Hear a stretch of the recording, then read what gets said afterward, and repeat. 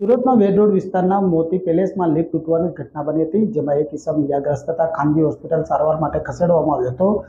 સુરત શહેરમાં લિફ્ટ દુર્ઘટનાના બનાવો સતત વધી રહ્યા છે।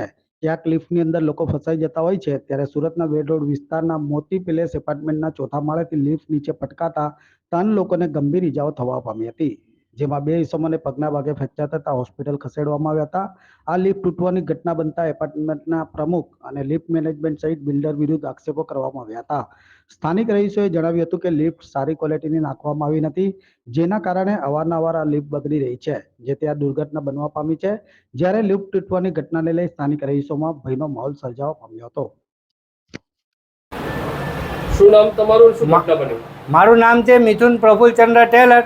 502 નંબરમાં હું રહું છું ને મોતી પેલેસનો હું પ્રમુખ પણ છું। એ માટે બધાને ખાતરીપૂર્વક બધાનું ધ્યાન રાખું બી છું।